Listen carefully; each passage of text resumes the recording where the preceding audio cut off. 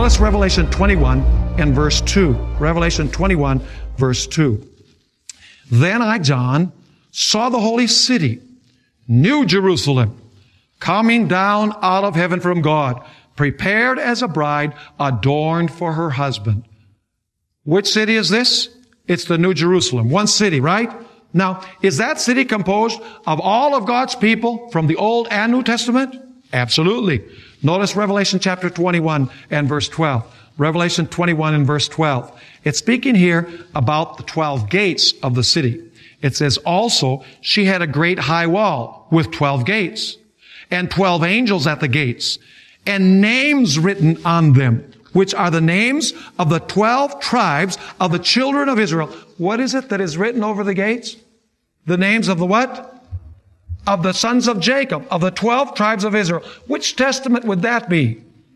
That would be the Old Testament, right? But I want you to notice that that same city has something else.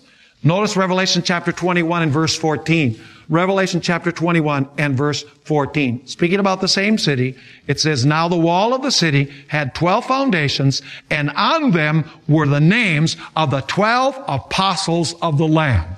In other words, one city, the gates have the names of the tribes, and the foundations have the names of the apostles. In other words, the city is composed of Old Testament Christians and New Testament Christians. Old Testament Israel and New Testament Israel in one city.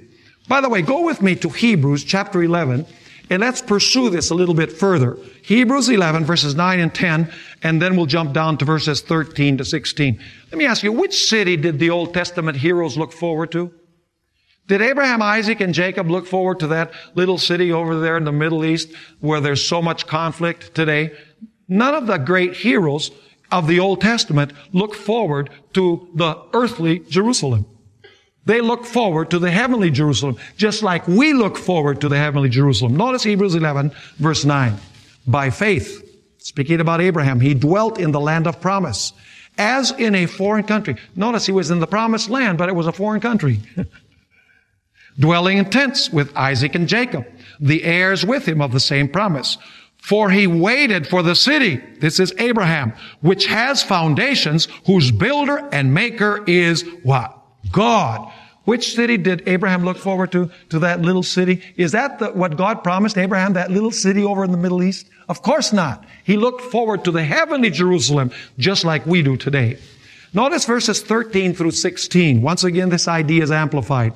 It says these, speaking about all these heroes of the Old Testament, all died in faith, not having received the promises, but having seen them afar off, were assured of them, embraced them, and confessed that they were what? Strangers and pilgrims on the earth. See, they knew that this earth wasn't their home. They knew that that little strip of land over in the Middle East wasn't their real home. Notice verse 14.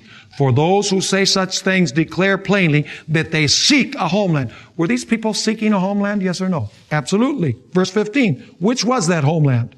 And truly, if they had called to mind that country from which they had come out, they would have had opportunity to return. But now they desire a better. That is a what? A heavenly country. Therefore, God is not ashamed to be called their God, for He has prepared a what? He has prepared a city for them. Interesting. So how many cities does God have? One city, composed only of Gentiles, if it's the New Jerusalem in heaven. Is that what the Bible teaches? The Bible teaches that there's one city composed of the apostles and the 12 tribes. All of God's people in one city.